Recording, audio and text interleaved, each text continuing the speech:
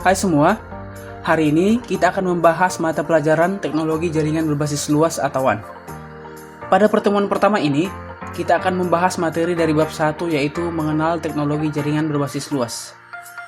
WAN atau Wide Area Network adalah jaringan komputer yang mencakup area yang besar. Jaringan berbasis luas menjadi jaringan yang memiliki ruang lingkup yang sangat luas dan bisa saling terhubung antar jaringan dari jarak jauh. Contohnya adalah jaringan komputer yang menghubungkan antara wilayah, kota, bahkan suatu negara. WAN digunakan untuk menghubungkan jaringan area lokal atau LAN yang satu dengan jaringan LAN yang lainnya, sehingga pengguna komputer yang berada di tempat yang berbeda dapat saling berkomunikasi satu sama lain. Ada 7 materi yang akan kita bahas pada bab pertama ini yaitu 1. Perkembangan jaringan berbasis luas. 2. Kegunaan teknologi jaringan berbasis luas. 3. Teknologi jaringan berbasis luas. 4. Klasifikasi koneksi jaringan berbasis luas. Yang kelima, keunggulan dan kelemahan jaringan berbasis luas. Yang keenam, hierarki jaringan berbasis luas. Dan yang terakhir adalah nomor 7, peralatan dan komponen jaringan berbasis luas. Namun, pada video kali ini, kita hanya akan membahas sampai pada nomor 4 saja. Langsung saja kita masuk ke materi yang pertama yaitu perkembangan jaringan berbasis luas atau WAN. WAN adalah suatu istilah yang tidak asing lagi bagi solusi IT sebuah perusahaan bisnis atau institusi. Era saat ini adalah era broadband, yang mana memiliki akses yang cepat dan kapasitas yang lebih besar. Sejarah pembentukan jaringan ini bermula pada tahun 1940-an di Amerika, yang mana terdapat sebuah penelitian yang ingin memanfaatkan penggunaan komputer secara bersama. Kemudian, terus berkembang hingga internet mulai diperkenalkan. Maka, sebagian besar LAN yang berdiri sendiri mulai berhubungan dan terbentuklah jaringan raksasa di tingkat dunia yang disebut dengan WAN atau Wide Area Network.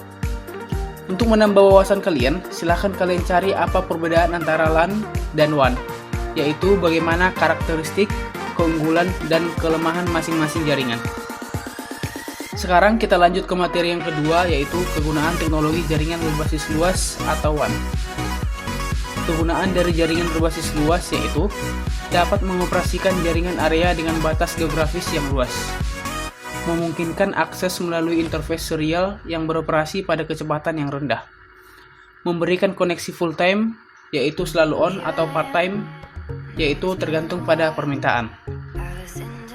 Kemudian dapat menghubungkan perangkat-perangkat yang terpisah melalui area global yang luas. Selanjutnya materi ketiga adalah teknologi jaringan berbasis luas. WAN digunakan untuk menghubungkan antar jaringan lokal sehingga pengguna komputer dapat saling berkomunikasi. Teknologi jaringan komputer berkembang pesat dan maju selama tahun 1960 sampai 1970-an. Ditandai dengan adanya LAN yaitu jaringan pada area lokal serta jaringan komputer yang lebih besar yaitu WAN. LAN dan WAN memungkinkan pertukaran informasi antar komputer, akan tetapi hanya terhenti pada batas-batas jaringan tersebut. Artinya, hanya pada daerah cakupan jaringan tersebut saja. Yang terakhir adalah materi klasifikasi koneksi jaringan berbasis luas atau WAN. Klasifikasi koneksi jaringan berbasis luas dibagi ke dalam 3 jenis. Yang pertama adalah paket switching.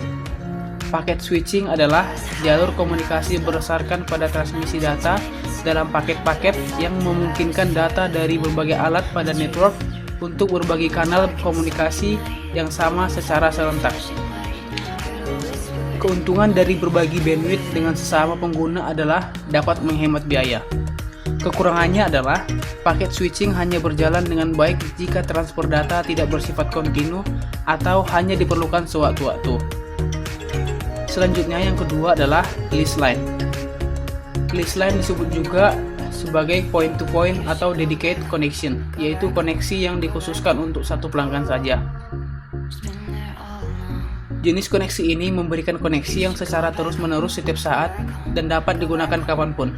Namun kekurangannya adalah memerlukan biaya yang mahal. Yang ketiga adalah circuit switching.